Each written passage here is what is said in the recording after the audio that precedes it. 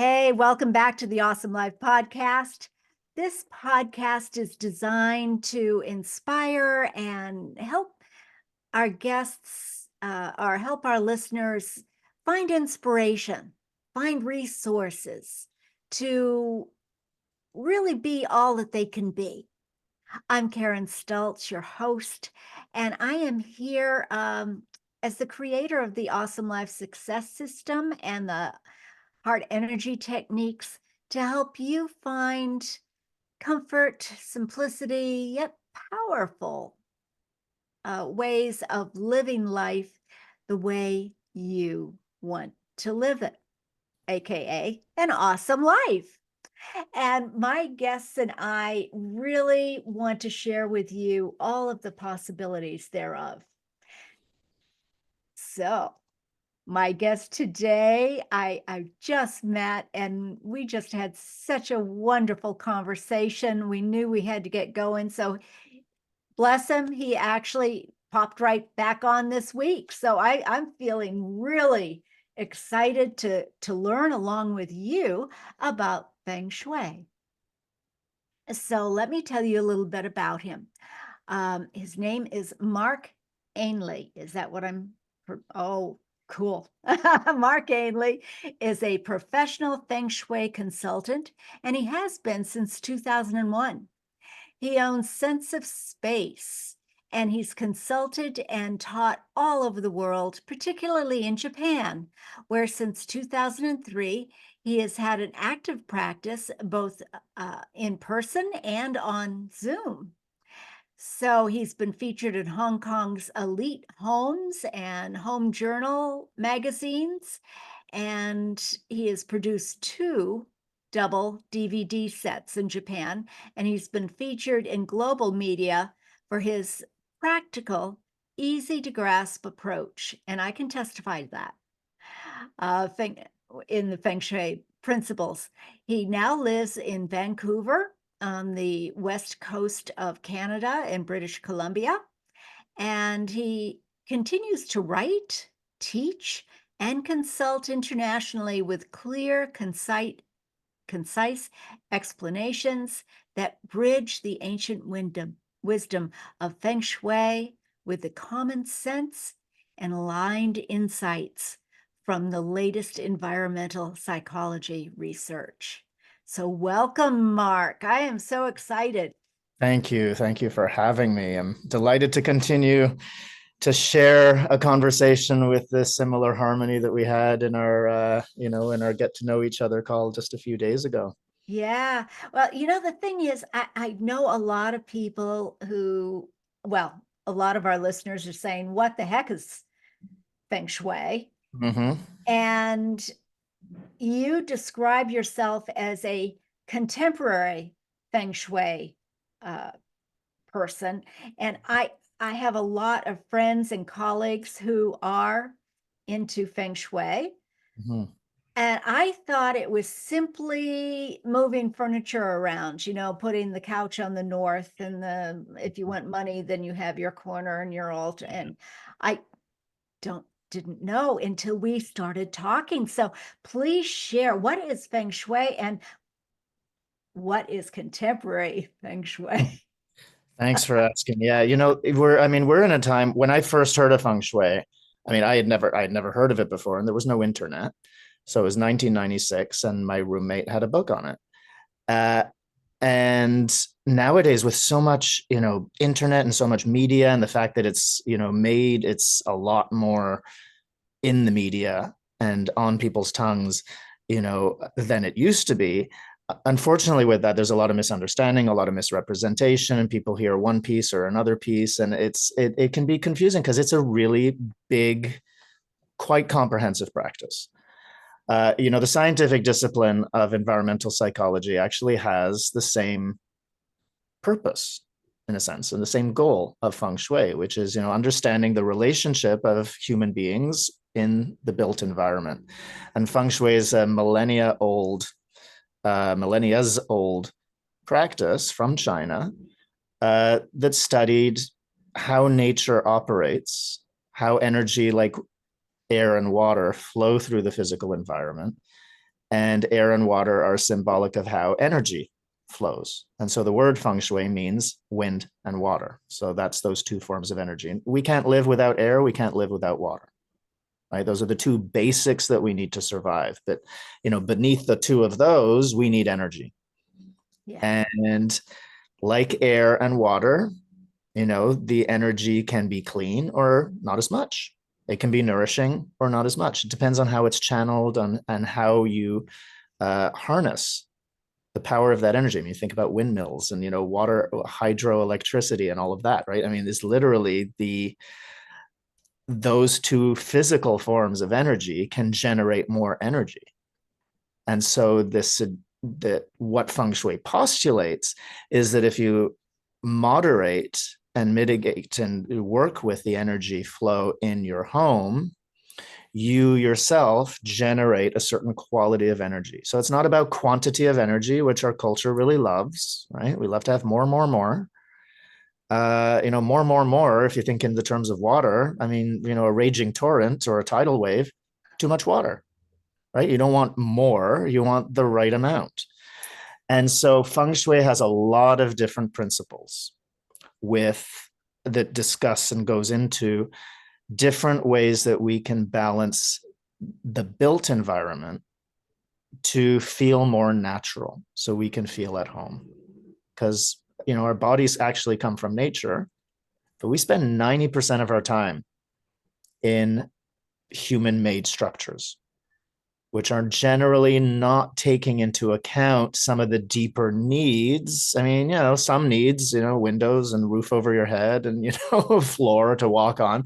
There's basic needs that are being covered, but there are some deeper needs that we have that aren't being addressed by a lot of architecture and a lot of the design world. And Mm. feng shui really looks at a lot of different layers of that. So you'll have heard, bits and pieces online about that. And sometimes it's like a game of broken telephone. Some of us remember that as a kid, right? When you whisper Right. something in someone's ear and then they whisper it and they whisper it and they whisper it. And then it gets a little distorted. And I think with feng shui, there's been a lot of distortion and a lot of misunderstanding. So I like to keep it common sense. I And love common sense. right. I mean, and you think, of course, comment. I have so many of my clients who would say, and especially the husbands, when the wife would, invite me on the consultation and he would go along with it. And he's like, well, wait a second, this is just common sense. He thought it was some woo-woo stuff, which is understandable because the word feng shui, it's not an English language word. The principles are not really based on our culture, but they actually are universal. So contemporary comes from the sense that it's, historically it's Eastern, but we're living in the West. But more importantly, we're living in the 21st century. So what was being done thousands of years ago when they had no electricity and no Wi-Fi and no, indoor plumbing, things were different back then. So I think we need to update and evolve our applications of the principles with common sense for the kinds of structures that we're living in. So that's where I came up with the term contemporary feng shui. I love it. I love it. And, really, we were talking about it before we came on the air, how just as we got on, we were a little bit late because my internet went down. My phone doesn't have a lot of cellular network where I am. And you mentioned that Feng Shui uh, can really sometimes help with something like that. Well, it can help in a way, but it's more the reputation that I wanted to address the fact that little hiccups are part of life. Mhm. And feng shui can help smooth some things out, but it doesn't necessarily eliminate them. And I think this is where it's really important you said you like to get real, let's really get real. You're not walking on air and walking on water with that wind and water situation with feng shui. It's not everything is effortless.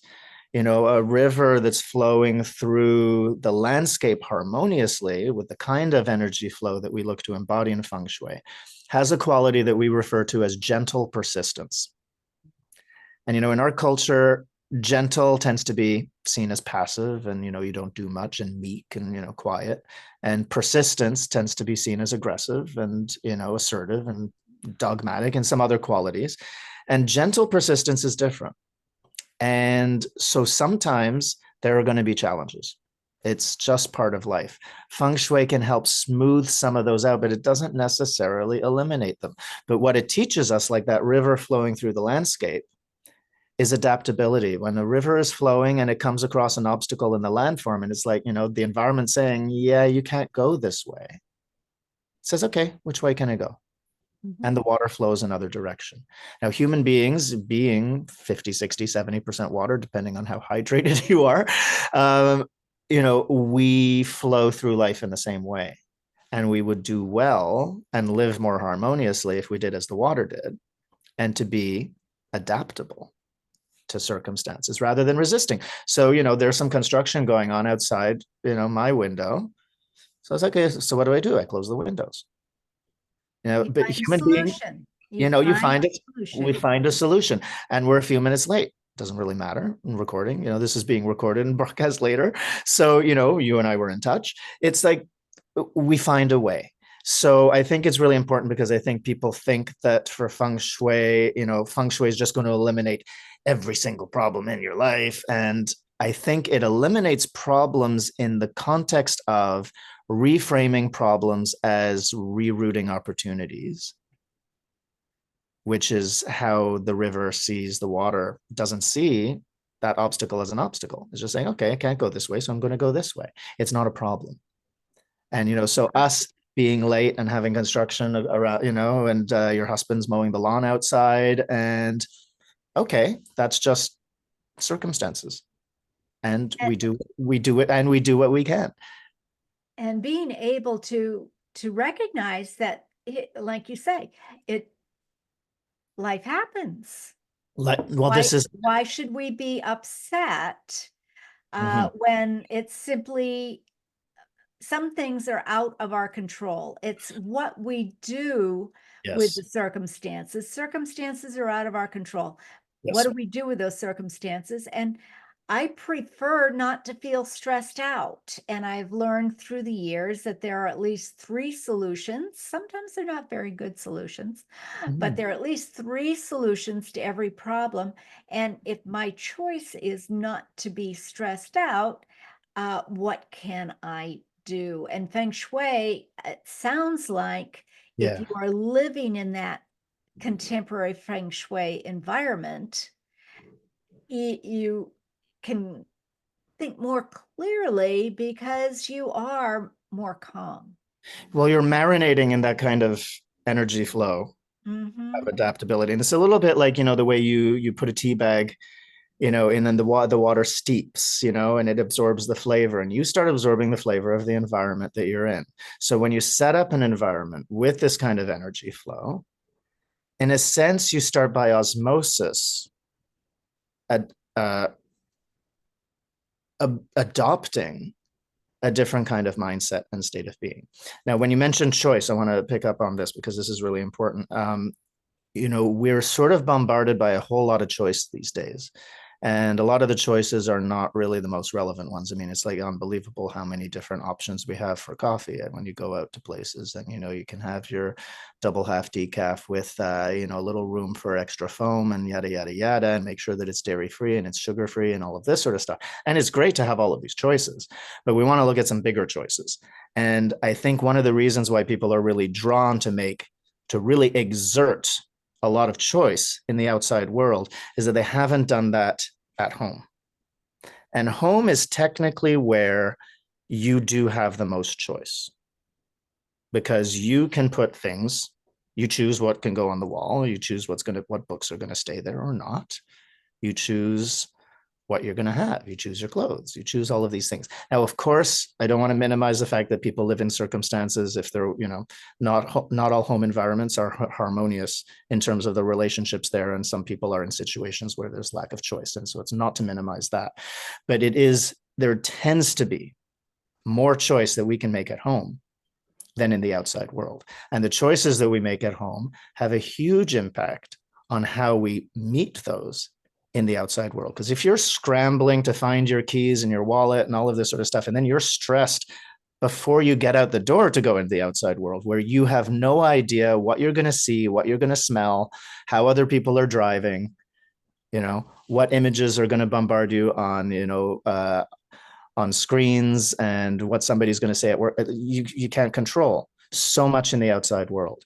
So exerting the power of choice at home to set it up in a way that speaks to you, not that speaks to just what the design trends are.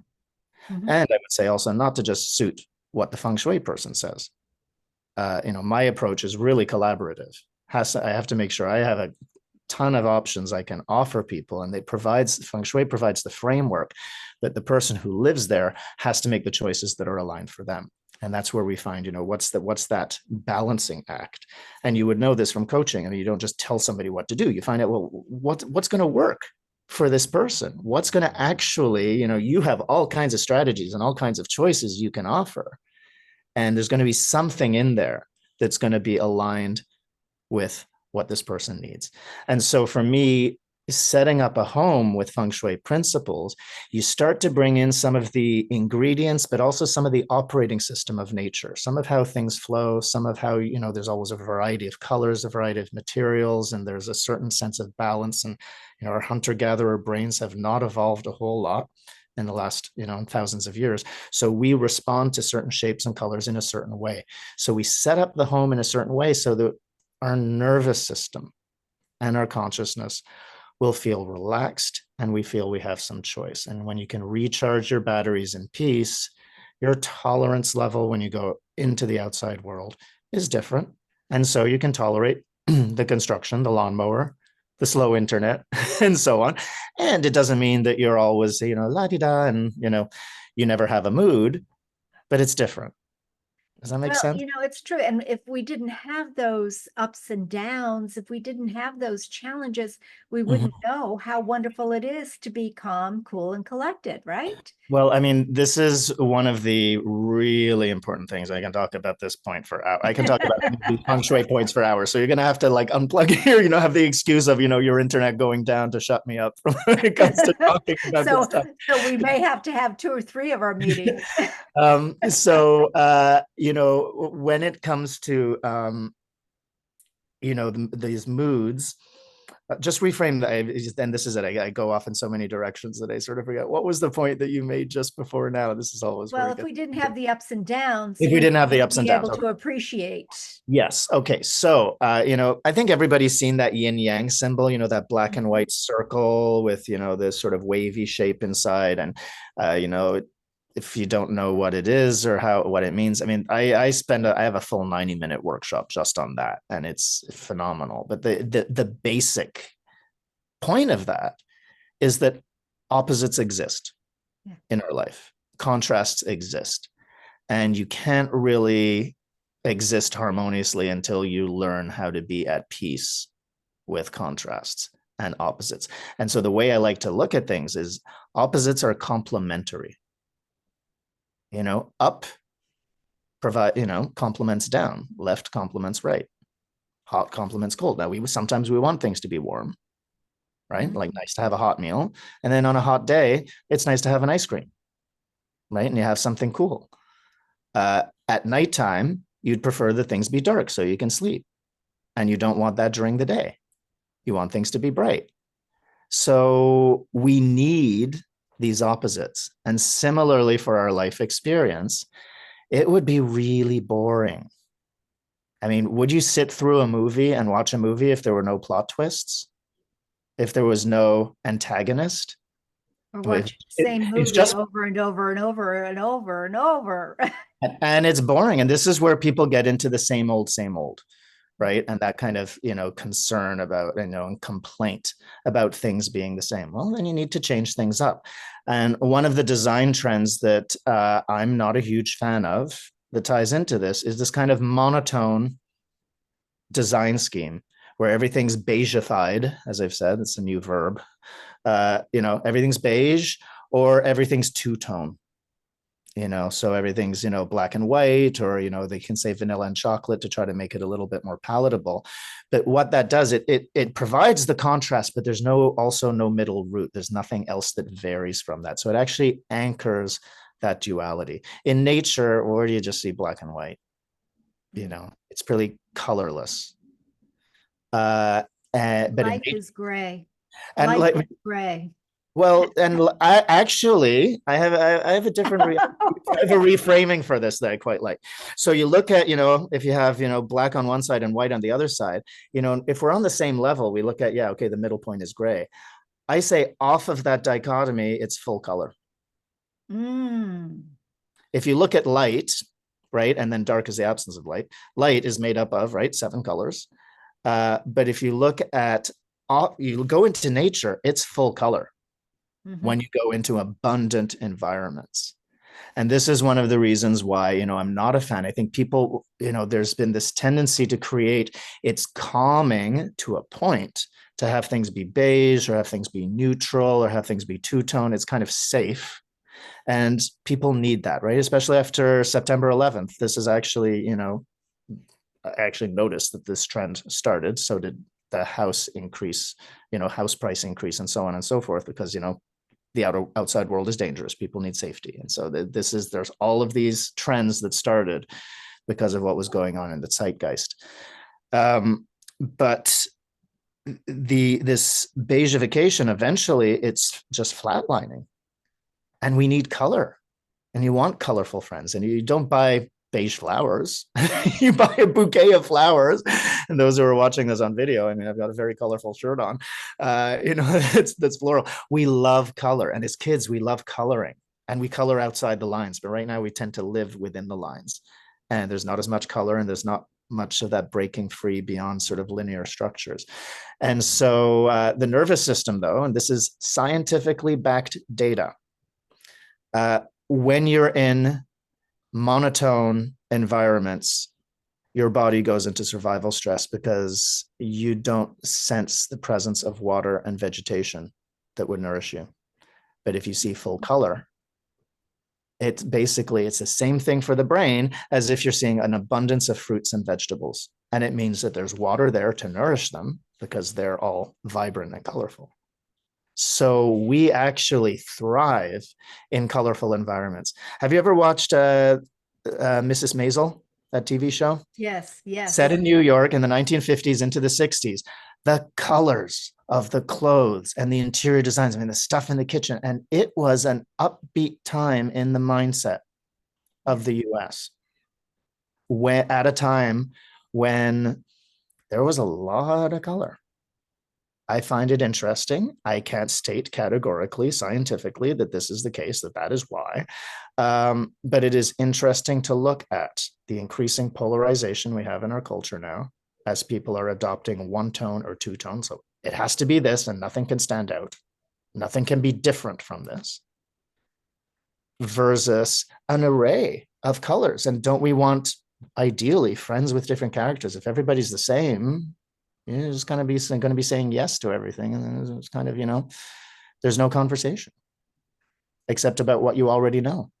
It's so interesting that I was watching a movie last night, a TV show last night, where the woman had died, and she said, "I do not want any blacks, whites, grays. No way. I want color." I mean, everyone come in bright floral, everything, because she collected bees. She raised bees, and bees were calm with the color because that's how they were nourished. That's how they were fed. And it was all about the color. And for me, it's like, yes, somebody passes away. Let's have a celebration of life. What's celebration? Yes. It's color. Yes. I mean, this is amazing. And you look at how, I mean, where do they have those really sort of colorful sort of parades with the trumpets and so on? And Oh, yeah, New Orleans. in New Orleans, right? I mean, and it's become a thing, celebration of life instead of funeral, memorial. I mean, and it's fine to do all of that and not, Yeah. criticizing that, but there's a Whatever shift in our nourishes your culture, soul.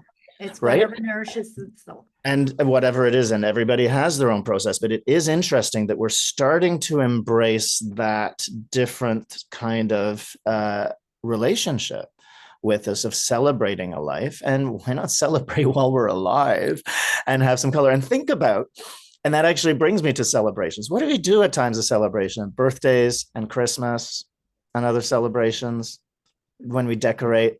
We have fun, we have parties, we have lots of color and lots of balloons and There's balloons, there's colors, there's bubbles, there's all these things, these uplifting kind of things where the energy is going up, and a lot of color. Mhm. And a colleague of mine had a client who said she resisted color, but she also liked to have her Christmas decorations up for 5 months of the year. Yeah. It's like, let's unpack this, because this actually reveals, right? We think we don't like color, or we think we shouldn't, perhaps, because we tend to copy what it is that we see in magazines and stuff, because we're not trained designers, right? And so we do what we see, and we do get what's available in the stores. But how do we feel with colors? It's completely different. And why do we do that at times of celebration?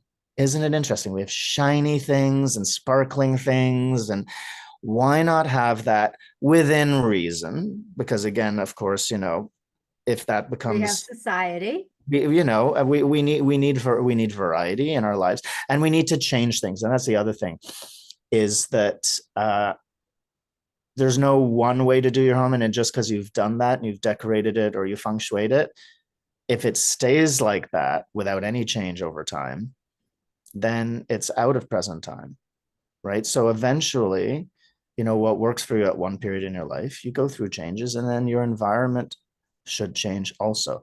And James Clear, do you know his book Atomic Habits? I don't know that one. He's a New York Times bestseller. I was on his mailing list before the book came out. It's phenomenal. And he's all about how you develop habits, like how we in general develop habits, either by choice or not, and then how to consciously cultivate supportive habits. And he actually has an entire chapter that talks about how the environment is more important than willpower. So this is coming from a guy who's, again, using scientific data, and who's talking about, habits and how to develop habits. And there's a whole thing that your environment matters more. It absolutely does. You are who you hang out with. You are where you live. And this can all change, and your whole world can change with it. Absolutely. And so, everything you look at, even for seconds, is impacting you. And we're not trained to consider this, but I'll share now what it is I share with all the skeptical husbands, as well as the business people. Advertising, right? How does that work? For 15 seconds or 30 seconds. Companies would not be spending all the money for advertising if this combination of images and sounds and story didn't somehow have an impact that would lead to some profits. So if we think about Super Bowl advertising, do you know how much it was? The last 2 years, the price stayed the same. Every February, I check this out. Do you know how much it was for a 30-second advertisement, just for the airtime? $7 million. Wow. Which is 233,000 roughly or so dollars per second, just of airtime. Production costs are extra, and that's just to air it once.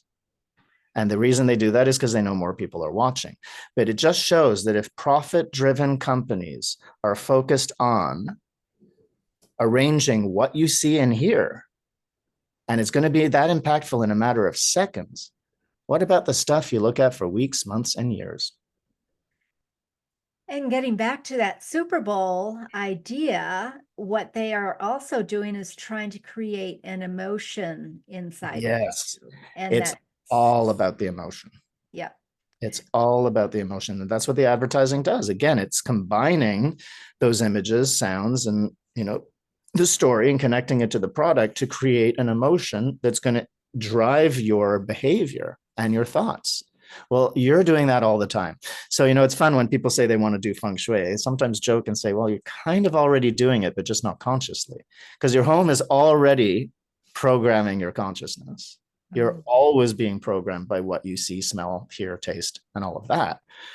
But you're not making the conscious choices and not using a system that pays attention to all of the essential ingredients that we need in order to really thrive. It's the same if we think about a diet, right? Now, nutrition works whether you understand it or not. And it's a real challenge, right? Because we were never really trained in holistic nutrition and what's really healthy, and what's a healthy portion, and what's a real vegetable, what are the vegetables, and having the variety of vegetables, right? So it's not just one color and not just one flavor and all of that. And how much protein, how much, what is it we do with carbohydrates and how many sugars. And it doesn't matter whether you believe it or not, it works. I mean, nutrition is affecting you, and your body's metabolizing in the way that your body metabolizes. So Feng Shui on the same level, I mean, just like nutritional principles, right? And your metabolism's working whether you know it or not, your heart's beating whether you know it or not, you're not controlling it. Your environment is impacting you. And so Feng Shui gives us an opportunity to actually look at what the impact might be of how things are currently. And then how can you redesign the environment to, in a sense, reverse engineer the mindset that you would like to create, the state of being that you would like to have. So you sort of set it up for the future self that you're aiming to become and what you're looking to experience. So, if you're looking at Aunt Gladys's tea set every day and you didn't like Aunt Gladys and you don't like that tea set, some of the messaging is you're willing to put up with stuff you don't like. And if you're willing to do that at home, you might find yourself doing that a little bit more in the outside world also, or having that be challenged. Very good points. It's interesting. Very good points. Go ahead. So the way I have worked in my home is when I walk into a room, do I feel good? Yes. This is simple. Do I feel good? Measure. If I'm not feeling good, then what about it needs to shift? Basic question. And sometimes we just don't ask those questions, and there's simple things we can do, like just pick up a couple of things. Like, it's okay, the magazines are, sort of on the living room table. Well, good. If you're reading them, then it's great. Like, it doesn't have to look like flawless all the time. A home in use is being lived in, but you can just restack them, and it'll take you 5 seconds to just sort of stack the magazines neatly. And it's like, oh, okay, that feels a bit better. Or the cushions, clear the clutter. You're sitting, yeah. You feel so good. Yeah. It really makes a big difference. And I'd actually clarify that I think clutter is quite misunderstood in our culture. And clutter is not the stuff, it's the arrangement.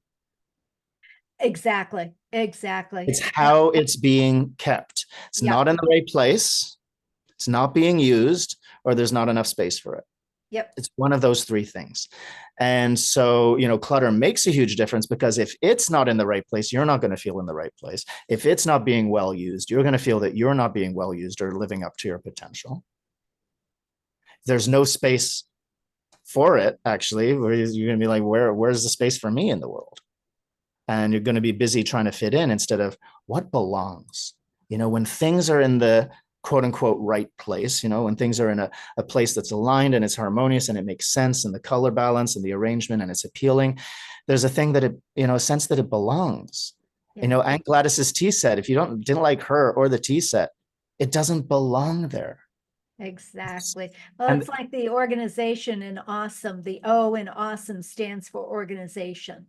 And it's something that I am working on every day. But as long as I keep working on it every day, eventually I'll get organized. And Feng Shui, I think, sounds like it can actually help with when you do that. Yeah, I mean, it's kind of asking the questions like what you're doing. You walk in, it's like, hey, how am I feeling in this environment? It's actually tuning in. One simple thing that our listeners can try is just walk over to a part of your room where you actually tend to just walk by a lot. But it can be anywhere in your room. It could also be a place that you like, and stand there for 60 seconds and just look at it. Because we never really do that, do we? Everything's kind of transactional. with how, we walk through a space, you walk through a hallway where and nowadays people are even walking around their home with looking at their screens. And so we're not tuning in to everything that's around us. And if you stand there, it's like you stop and you listen, and you're kind of listening with your eyes and looking with your ears, right? You're really tuning into like what's there, which we often do. So, if you just stood there, like you see the clutter, say, oh, and then you look away, right? Well, nothing's going to happen then. If you stand there and you look at it for a minute, I am pretty sure there's going to be a pretty strong impulse to actually pick something up. Good Right? point. Good point. But Now, even the parts that you like, right? You can look at your sofa and you stand there for 60 seconds and say, hey, you know what? The cushions are kind of crumpled. I could just like give the cushions a little fluff, right? And when the cushions are crumpled, you kind of feel like you're slouching. Also, you feel a little bit like your energy is kind of a little deflated, right? You puff them up, and then all of a sudden there's this vibrancy, and that's something that you're showing. So it's, all these little things. It's just very, very simple on a basic level. That's a simple entry point without knowing all of the theoretical stuff. Just start paying attention to what's there. Stand there for 30. I'm sure within 60 seconds, it's going to be very hard to get up to slap your hand to sort of stop yourself from touching something. It's a really interesting practice. that is a great, great tip. I love that. And it's interesting too, because we as people, especially women, um, just just are. We just say, well, maybe we're not worth it. Maybe that we not consciously, this is subconsciously, because I found it for many years. We're comfortable in our Mm, environment. We just yeah. are comfortable in our environment. And then we have company. Mhm. And it's like, oh no, they can't see it this way. Yes. There's nothing that sort of helps, spur a good tidy and organize and clean than inviting people over. We should do it every Thank goodness we have company twice a year. Otherwise, my house is never clean. do it every week. I mean, it's amazing. But what you say in terms of comfort, is essentially what's comfortable is familiar, what's familiar. This is And true. it's when things stay the same. But the problem is our nervous systems crave change. And I think it's one of the reasons why people are on their screens, because you never know what you're going to scroll by. Oh, There's that's always something new that's thought. coming. So there's that sense of adventure that's there as you scroll, right? And it's a very safe kind of adventure because you're in, your home and you're comfortable and you don't have to deal with unwanted influences and you're making the choice. But, the reality is that real life adventure is interfacing with the unknown, and it puts you in present time, and it's when things are new. So, you go to a country you haven't been to before. You go and you're seeing sights and sounds and hearing languages and all this kind of stuff. I was in India. Excuse me. I was in India, and my throat's already sort of remembering the dust and the that was going into my lungs when I was in India. And it was just like there's this dust in the roads, and and these colors everywhere and smells, and it's just like it's alive because it's so new, and we actually want that. And you can get that also by, streaming a program and doing all of this sort of stuff. And not to dismiss that, because it can be great to do. But if that's the only adventure we're having, we're still a little bit hungry. It's like eating food that's filling, but it's not nutritious. It's satiating an appetite, but we're not nourished. So I'm really into the nourishing environment where there's the ingredients that you didn't know you need, like the fresh vegetables, like having all kinds of colors. And again, it doesn't mean that your home needs to look like a Rubik's cube or like Mrs. Maisels or whatever. But there's this theory that just came out. So while I was in India, all of a sudden some designer did a viral TikTok video that talks about the unexpected red theory. That basically, when you put red in a room where it doesn't belong, which is a terminology I have an issue with, it makes the room look better.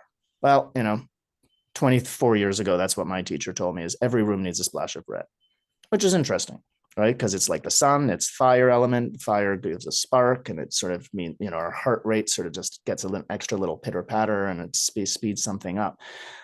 So I'd say, no, actually it belongs in every room. And so part of the issue is us thinking it doesn't belong. And for me, this is just absolutely nothing new. I always make sure there's some touch of red, and that can be the whole red spectrum. So it can be orange or pink or something. But, we need that. And it doesn't mean you have to paint the whole wall red. Doesn't mean you need red curtains or red furniture or whatever. No, but, just that spark. And it sparked a lot of conversation in a direction that I think is good, given that we're in these monochromatic spaces now. But what do people want? People want some adventure. And that's sometimes where people get, I like to go to Starbucks, and have no offense to Starbucks, but just as an example, have an adventure. There's a new taste, there's a new flavor that they've created. We want that. And so, but what if we did that in our homes? And it doesn't mean always buying new stuff, but when there's a sense input, and then when every few months you'll maybe move things around, then it starts to, your home feels fresher. Does that make sense? Absolutely. Absolutely. And I was just thinking, looking around, I don't, well, I've read books in the bookcase here, but red is one of my colors. And people know me because I wear a red cape. I almost always wear black with a splash of red. Love it. And I never thought about it the way you're describing it. And because of a fellow who came to visit, he gave us good luck charms from China. He's Chinese. He gave us good luck charms. So they're on all my doors and my walls, and all of the rooms have the red. But in my office here, I didn't. And then, interestingly, you mentioned that because my colleague said, Karen, you left this in your office in my home years ago. You didn't take it with you when you left. So here is a beautiful reds and orange with chakra colors and the root colors. And yeah, it just brings wonderful feelings to me right next to me. It's so, yeah, I love red. Yeah. I mean, and I think we all need it. I mean, again, if you want to look at, chakras, if you're into the chakra system, and those 7 colors, which are the 7 colors of the rainbow, it's part of our makeup, right? It's part of who we are. All of the colors are, and their shades and so on. And so, in a sense, what something that Feng Shui can enable us to do is to find ways to reflect ourselves wholly and fully in our environment. So we see that, and we see who we are in our environment, and it informs us in that nourishing way. And some of that has to do with colors, it has to do with the imagery. I mean, some pastime pictures can be absolutely fine, but you want to have something new and updated so that it's, you're relating to life through present time with a connection to the past. So I am not a whole get rid of everything kind of guy at all. And to be honest, neither is Marie Kondo. And I think people have misunderstood her approach. She's not focused on getting rid of stuff. She's focused on what you keep. Yeah. So Keep she's what focused on the fills your keeping, soul. and you keep what's in alignment, by which, and through that process, by attrition, the stuff that's not in alignment is released. But Feng Shui is very much the same thing. Now, I'm not minimalist in my design in the way that she is, and people can live how they want and have the aesthetic they want. And that's part of the contemporary Feng Shui. You don't need cultural decor if you're applying it in a contemporary way. All of those things can absolutely work. And if you like them, by all means, use them. But we want to have an environment that nourishes us as individuals, as who we are. And so, updating the space and create that adventure that, every time you walk into your home, you're like, what your barometer that you named, you walk in and you're like, this is an environment I feel relaxed in. This is an environment I feel at home in. Yeah. Yeah. Yeah. It's great. Now, real quickly, well, I know we're coming to the end of our time together, but you had mentioned principles when we started out, the Feng Shui principles. Are those a lot, or could you kind of name those There's a principles? lot. I'll have to name, I mean, I can name a few, and if we have another conversation, we can. There's, I teach a lot of courses on some of these and this is one of the challenges. I mean, I love having these conversations and exploring this stuff, but it's like there's so much to feng shui that it's like I'm always maxing out the character count on Instagram, and it's just like there's always more to say. I mean, with feng shui, there's how the energy flows. So, like, how would water and air flow through your environment? How do you walk through your environment, and how does that feel? That's one thing. Mhm. What are you looking at, and what's the messaging of that is another. Five elements, which is part of all the Chinese healing practices. It looks at all physical matter being reflective of five different characteristics of like water, wood, fire, earth, and metal. And then do you have either those original materials or symbolic representations in your home? Like, you don't need to have an actual fireplace, but electric lighting does the same thing as fire, right? It provides light, it illuminates. And red, right? When you look at a flame, there's a reddish quality to it. That's also fire element. So do we have all of those represented?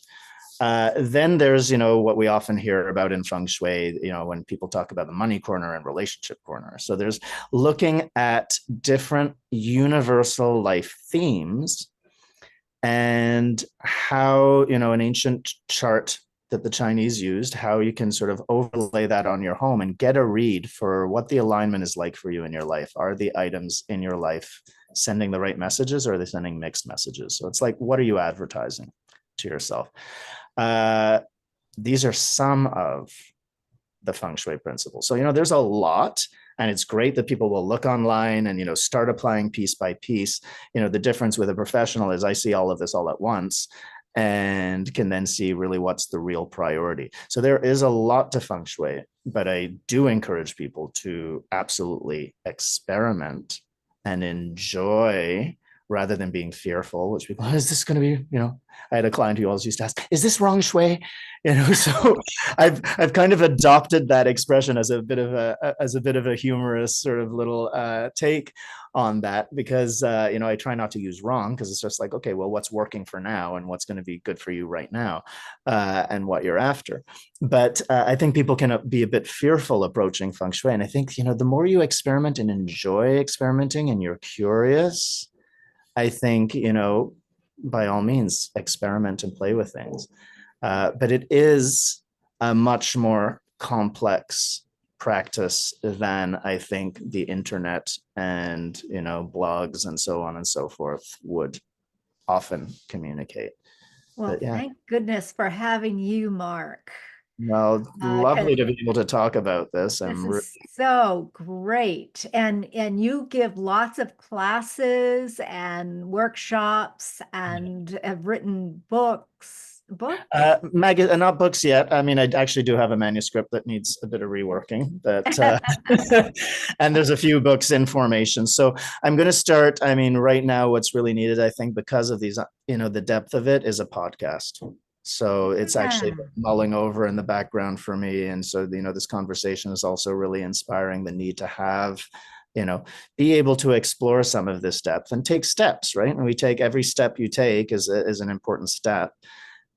So that's kind of one of my current focuses, as well as getting my programs that I've taught. I've got like 15 or so 90-minute programs that are all going to be pre-recorded and available, online, so people can pick and choose and not have to have the live teaching. And I still love live teaching. I love live teaching in person. I love live teaching online, and pre-recorded also gives people, again, that power of choice to be able to approach things at their own pace, which is really important.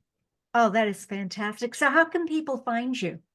So my website is senseofspace.com, and it's got links to all my social media accounts and my email as well. There's a contact form there as well. And, I give some explanations as well. There's different sections with my services for consultations and seminars and workshops and so on and so forth.